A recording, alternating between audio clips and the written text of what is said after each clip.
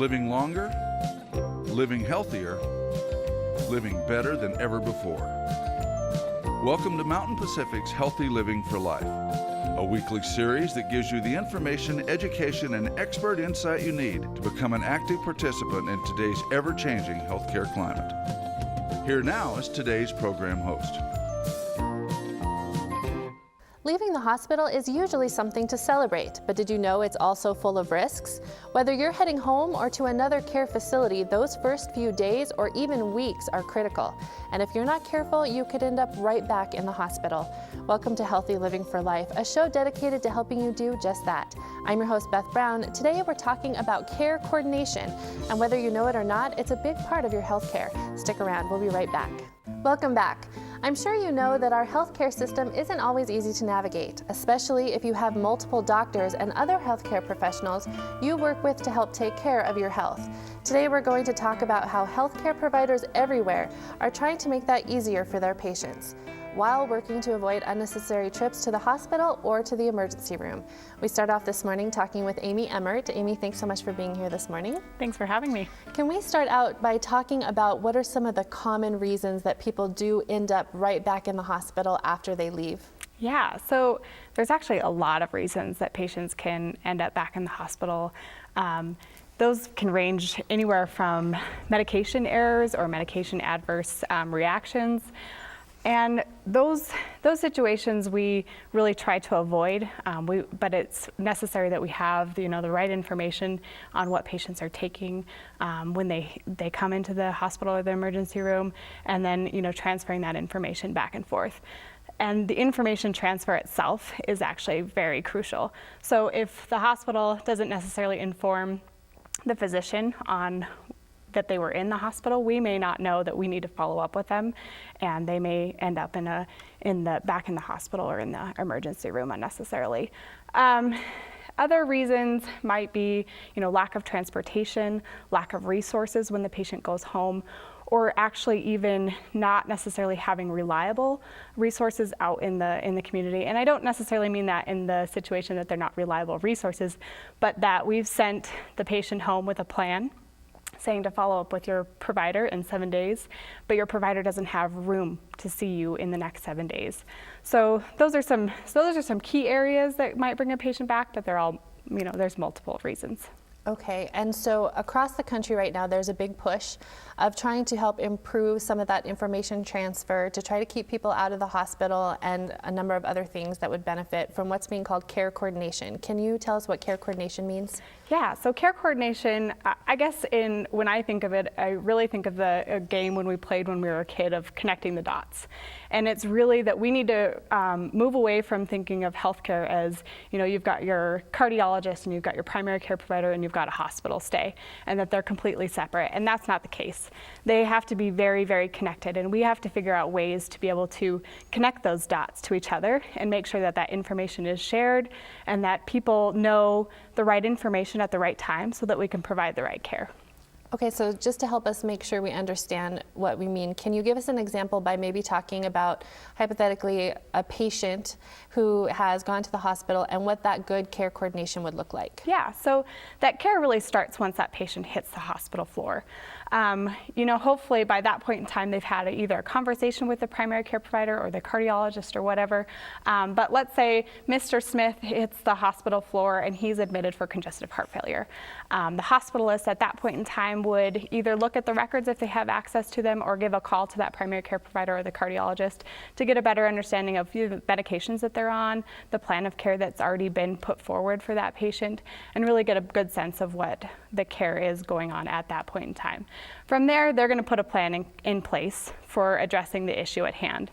As they look at the plan of care, they need to look at it from the point of how do we make it so that the patient can sustain this plan of care after they leave the walls of the hospital. And so we really need to put an emphasis on, with the nurses inpatient, to make sure the patient understands what they need to do when they're going home, the new medications that they're on, any side effects to watch for, who they're going to be seeing and when they're going to be seeing them for, and the reason they're going to be seeing for that provider. Other areas might be really talking about the disease itself. So helping that person understand what is congestive heart failure, what's going on in their body, and how are ways that we can help avoid some of the symptoms or signs that are presenting for that patient. So in congestive heart failure specifically, talking to the patient about their diet. So avoiding salt intake is a huge thing with congestive heart failure. And so with that is also the importance of, taking daily weights. If patients don't understand, if they're not weighing themselves on a daily basis, they may not understand that actually, an exacerbation of their congestive heart failure might be, coming down the pipeline for them. And so they need to understand signs and symptoms that they should be aware of, and then who to call when those signs and symptoms present. Because we could avoid a hospital stay. We could get them back into their primary care provider or their cardiologist to prevent that readmission. And why is care coordination so important, not only for the patient, you already gave some examples there, but also for the providers that are helping and working with that patient? Yeah. So once that patient goes home, that's where, we really need to figure out how to connect those dots again. That transition of care is critical in any setting, whether that's from going from the hospital to home, or maybe from a nursing home back to home, or even from the primary care's office to the cardiologist. And so if we, again, make those ways of communicating back and forth to the providers and the care team members, the patients are going to be healthier. We'll hopefully avoid, unnecessary readmissions or visits, and that they are better engaged in their care and understand what they need to do and the aspects that they need to take care of. Okay, we'll be back to talk with more with Amy and the importance of coordinating patient care. So far, we've talked about what patients and health care professionals are doing to help. After this, we'll talk about how a care coordinator can help you. We'll be back after these messages. Don't go away.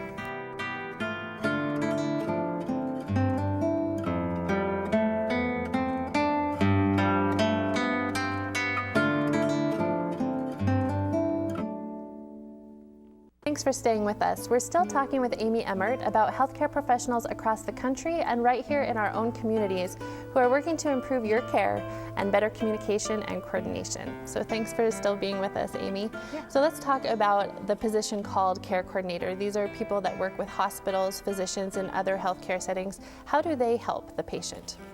Yeah, so I guess you could think of a care coordinator as kind of a patient advocate, and really that bridge between your provider and the patient.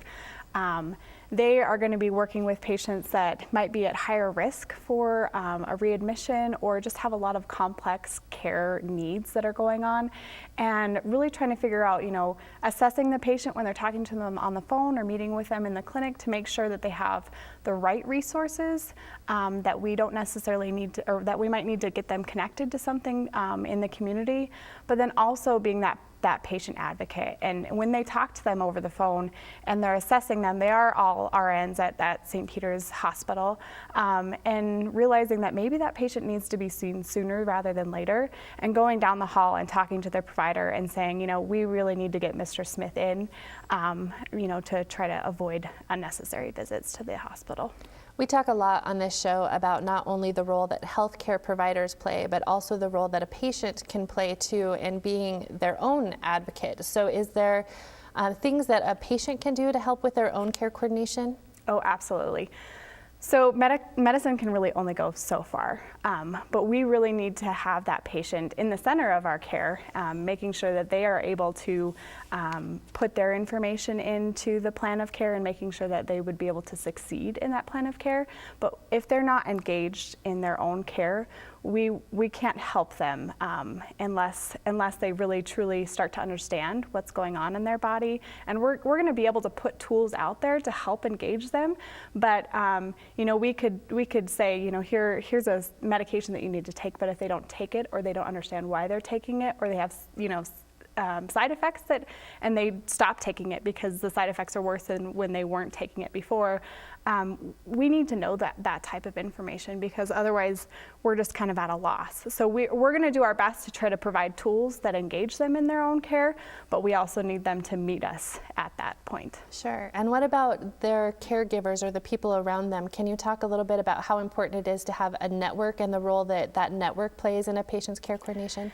Network and your social setting is huge. If you don't have, they say it takes a village to raise a child, and that would be true in healthcare as well.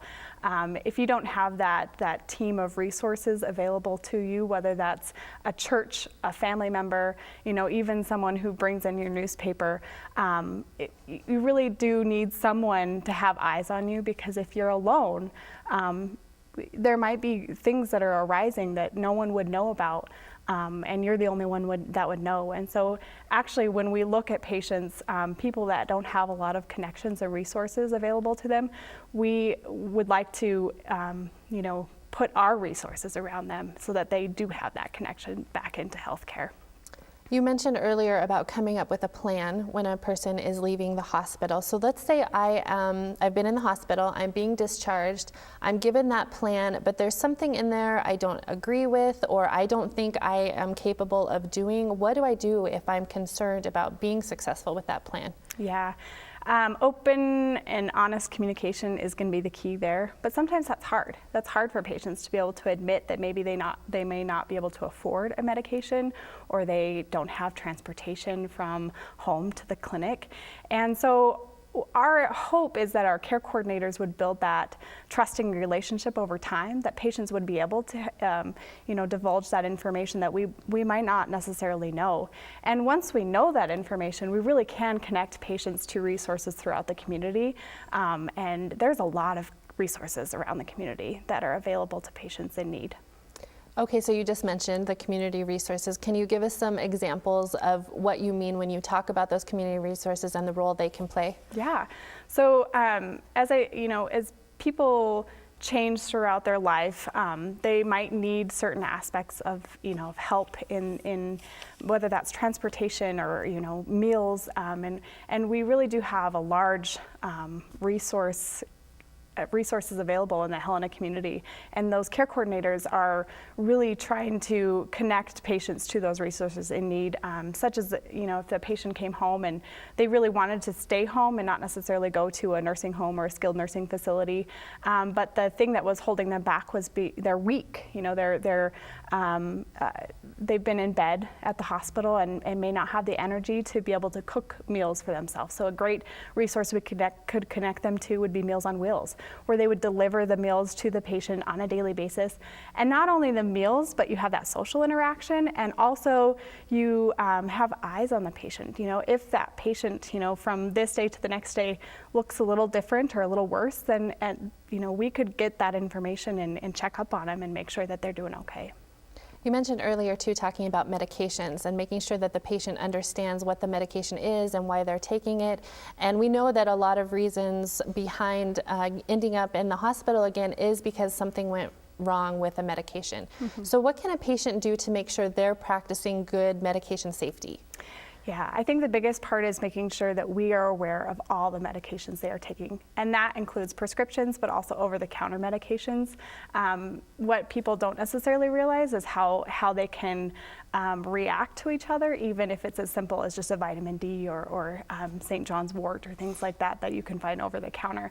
So it's really important for us to have that extensive list of what they're taking, but then they also understand when they need to take it, why they're taking it, and side effects to look for. And that the side effects is really us telling the patient, watch for these things, and if this occurs, here's what to do or who to call.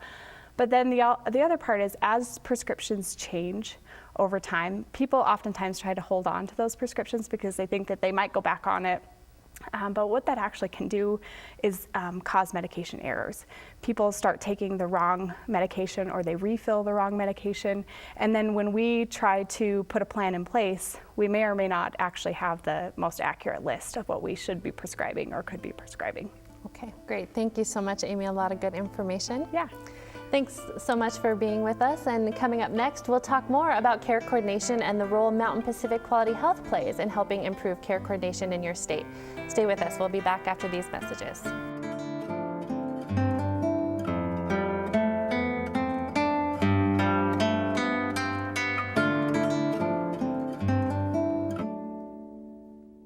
Thanks for sticking with us.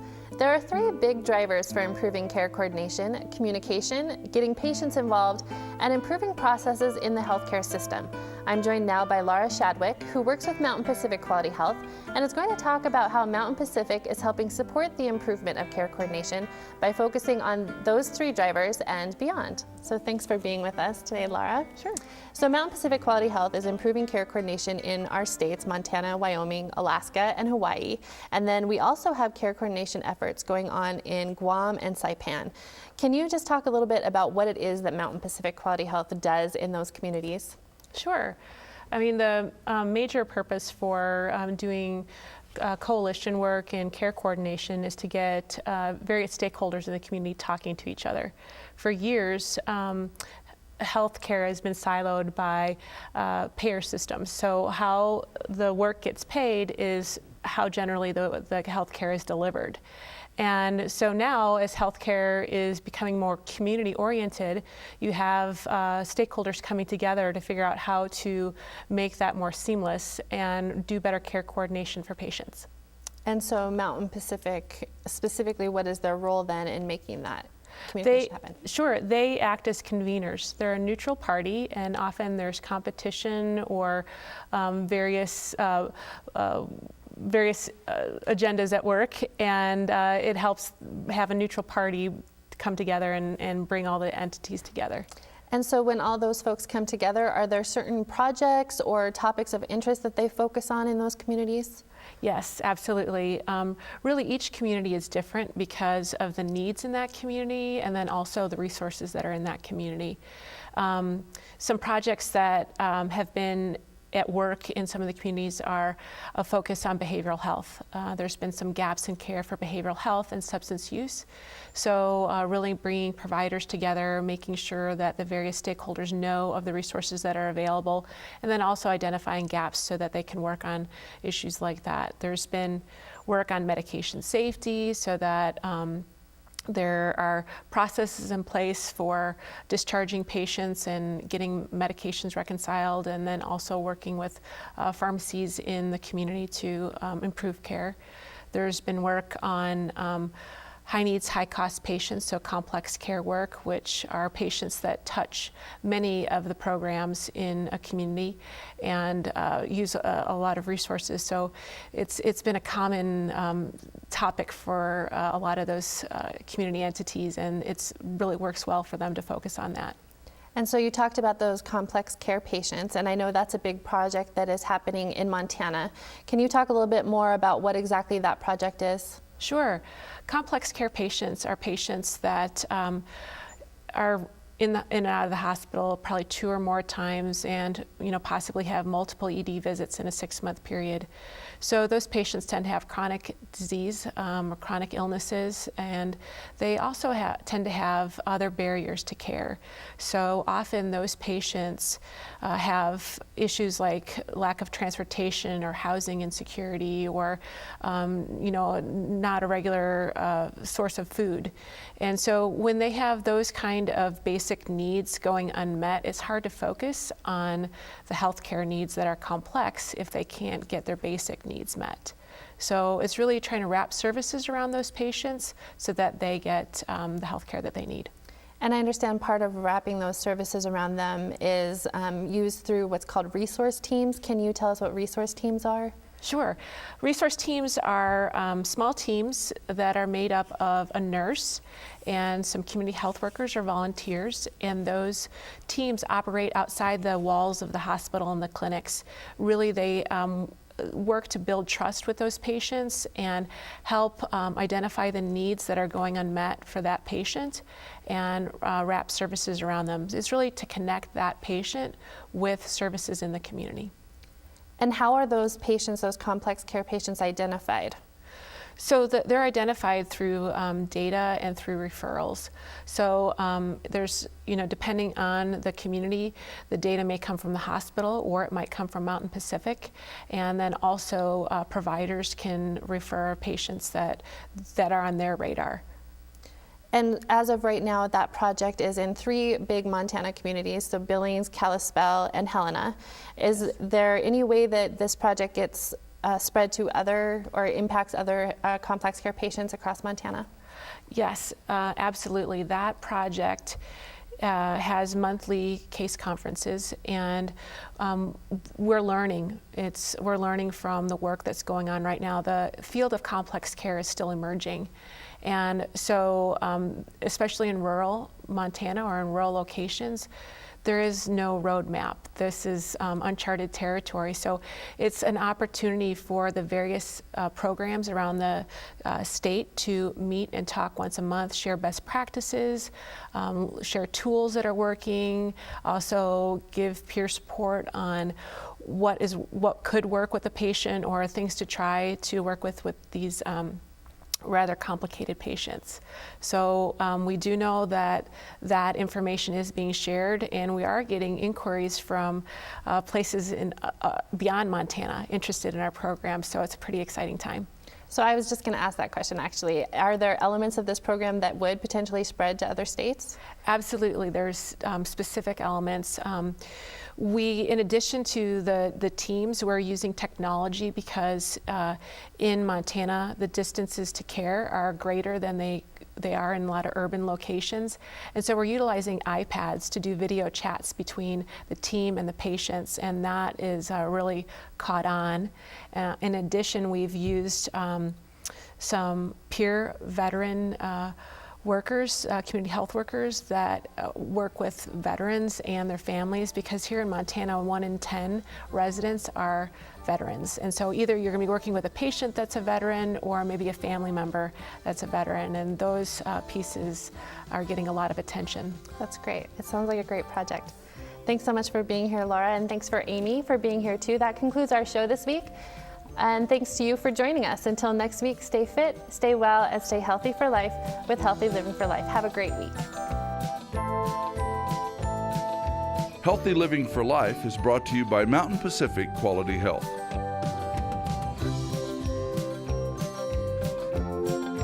We'd love to hear from you. If you have suggestions for future programs, visit our website at mpqhf.org or call us at 406-443-4020. You can also catch us on YouTube by visiting our website and clicking on the YouTube icon. Special thanks to Fire Tower Coffee House and Roasters. Production facilities provided by Video Express Productions.